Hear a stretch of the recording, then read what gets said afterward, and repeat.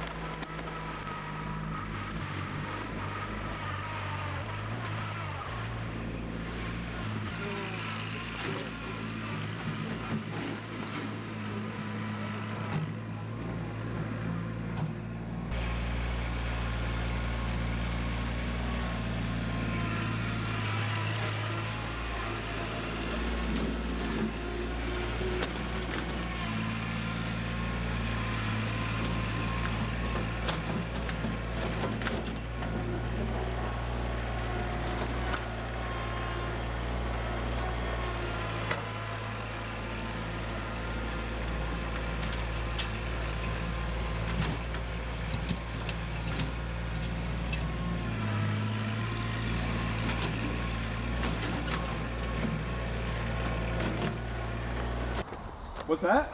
Yeah, it's 3 feet. Okay. Okay.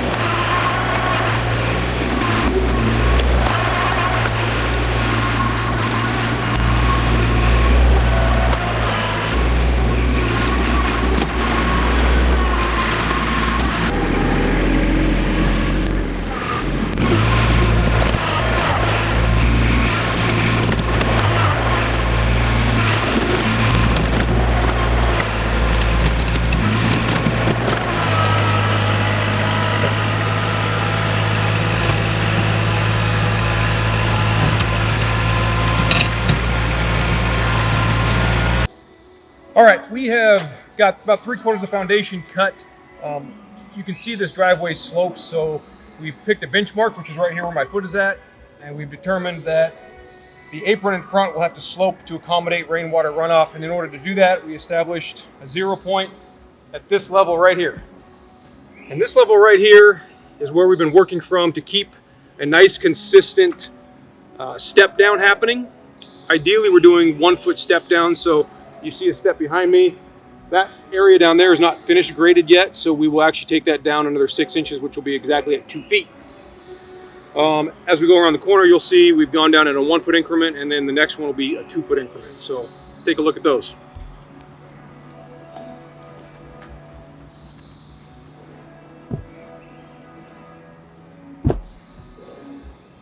All right, so that first one is 1 foot. This next one is 2 feet. And you can see how high this stem wall on the back is going to ending up having to be. The drawing allows for this. However, it does increase the thickness of the concrete, which in some cases adds to cost, but it ultimately provides a stem wall that will support the building with no long-term issues, which is why we're so deep in the back. The requirement here in Western Washington is digging down to clean, undisturbed soil, which is what we've done. Super easy digging here. This is almost all sand, which is pretty uncommon. Dug a few foundations and I've never run into just digging that's as easy as this.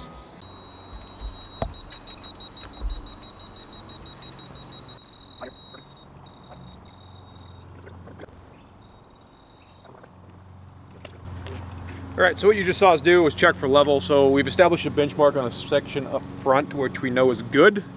And now we're checking the back wall. I'm going to pull a back blade on that last little section up there, which will smooth all this out. Because this is so much sand, it's just making it really easy to move around. It's actually becoming problematic to get it as smooth as I normally would because the dirt moves so easily.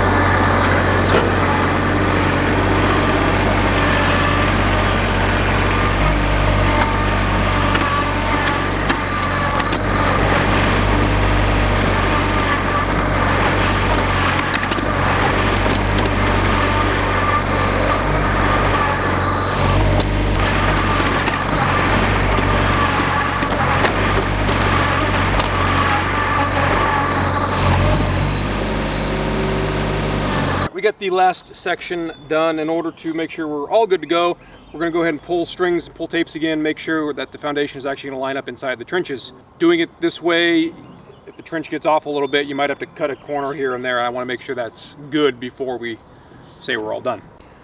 We have put a stake in this front corner. This is a benchmark. We've measured from the paved road back to this stake, 15 feet. And from the paved road back to this stake, 15 feet. So we know that the front of the shop is where we want it to be.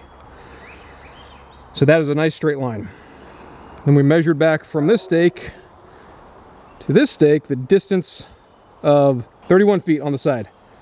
And now we did some math and used an app on the phone to determine what the diagonal should be, which is 54, 7 3/4. So we're going to pull that tape from the forward corner there, and this tape from the other corner.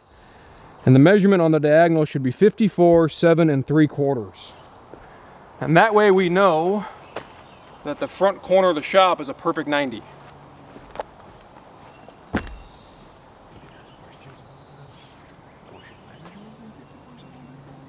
Oh, absolutely, it's the same. 30. Chinese. I'm good. Okay. I'm gonna be on YouTube.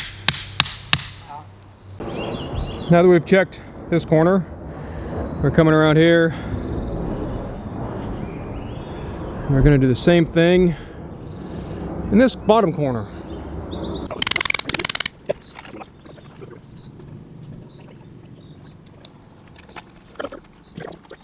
All right, so we have finished digging. We've leveled everything up. We put the stakes in the ground. We know that our footers will sit inside of the walls, well, the trenches that we have dug. On the front wall, we end up going down 3 feet. That's a big step, but that was, well, as you can see, because the site is not level. This here in Western Washington, there's some requirements you have to adhere to. You can't have above a 4-foot unrestrained stem wall without a bunch of extra special requirements like keyed footer, thickened stem walls, bigger footers, things like that. So in this instance, we have stayed within those requirements. We are under 4 foot for the stem wall, unrestrained stem wall, and this will allow big cost savings. We're not spending much extra money on concrete, less labor, so we're not having to dig a keyed center. You can see this dirt is really super soft and sandy, which makes these steps hard to keep in shape if you're stepping over on top of them. So we dug them and we've stayed off them as much as possible. It will also compact nicely and be good fill for when we go to backfill for the slab inside the garage. All right, this is gonna wrap this one up. Everything went really well. We've validated the footers are gonna work and they'll get some concrete poured. I hope you guys got something out of this one. I hope you learned something. And until next time, thanks for watching.